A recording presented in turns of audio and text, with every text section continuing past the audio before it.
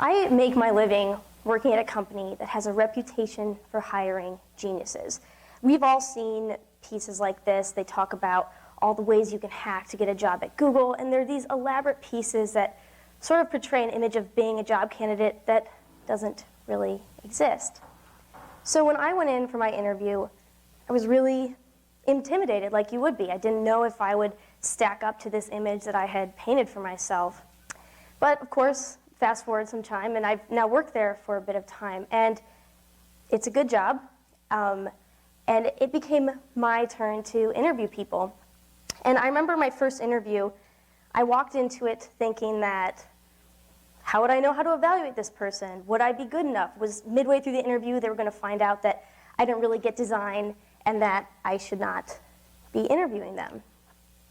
So reflecting on all of this, I wanted to understand why that's happened. Why in the position of being the interviewer had I felt intimidated? And when I was the job candidate, I felt that same level of intimidation. So luckily, there's a whole field of study about this, and that sensation of feeling like you don't deserve to be in the position you're in is called imposter syndrome. In 1985, Dr. Pauline Clance published a study called the imposter phenomenon. In this study, she detailed that really high-performing people, people that all of us would consider aspirational, don't always feel like they've earned the praise they've been given. And so she goes on to show that this causes maladaptive behavior and stress and overworking yourself and other toxic work-life balance habits. You see, a lot of really famous and successful people have exhibited this. Maya Angelou once said, "I've written 11 books, and I think each time I've done it, they're going to find me out. I've run a game on everyone." But the thing is, you don't have to be a beloved American figure to have this experience.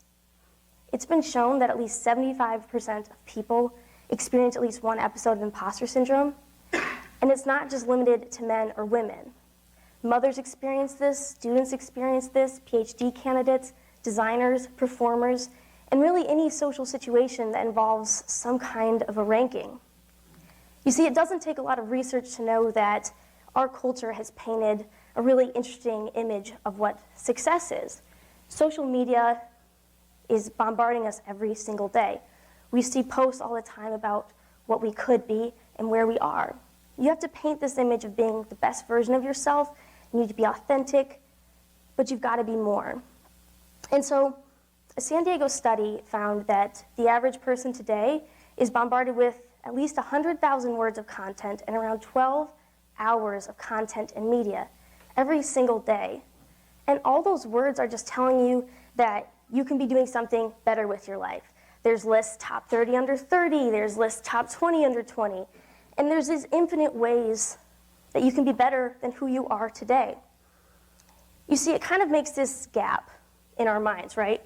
There's this version of ourselves that is achieving classic success, and then there's what we're accomplishing today. And even if you do something that feels like it is where you could be, glowing, the problem is it's your accomplishment. You see all the moments it took for you to get there. You know all the moments of self-doubt, all the times you second-guessed yourself. So when you get that award or that job, it doesn't feel like anything special because it didn't just come to you. You had to really work at it. You see, the human mind is a funny thing.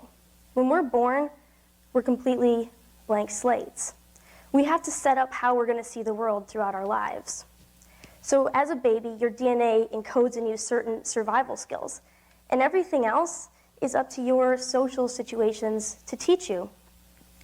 Psychologists call these models schema, and we set up schema over really basic things like furniture or cars, toys, and food. We know that if we're hungry, we might take an apple, it'll look a certain way, it'll taste a certain way, and when we eat it, we'll be full.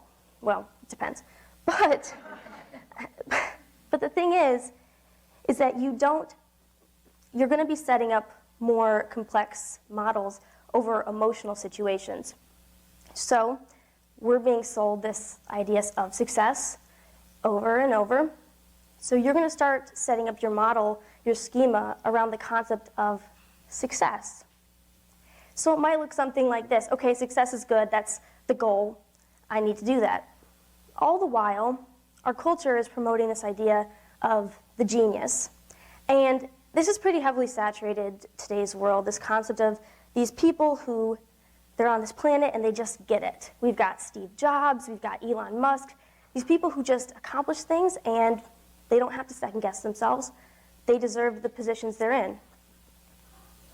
So we set up this schema and we're not the genius. So even if we accomplish something that we might have thought was successful, it doesn't feel like anything special. And so the thing is, a lot of people will experience this. People who have gotten their PhDs, people who have gotten incredible leadership roles. So this is pretty bleak. It seems like we're all here and no one really feels like they deserve to be where they are, and they second guess themselves. But this is a TEDx talk, and so I'm here to tell you about a brighter future. If this is such a collective experience, if I can look around this room and see so many people who feel this way, it's the human condition. We can adapt to it, we can take charge of that, and make it something that pushes us all forwards. So to recap, imposter syndrome feels like you're in a room with people and everyone has this set field of knowledge. And you only have a slight piece of that knowledge. And every time you get an award or an accolade or somebody gives you a job, you feel like you're one step closer to being found out. All those things you've earned, they just feel like they're getting you closer to the place where people are going to know that you shouldn't have earned them at all. But the reality is, the world doesn't look like this. The genius is kind of a myth.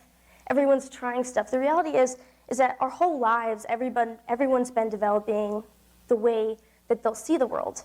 So it's equal sets of knowledge. Sure, it might overlap some places, and some people are always going to know more than you in some areas.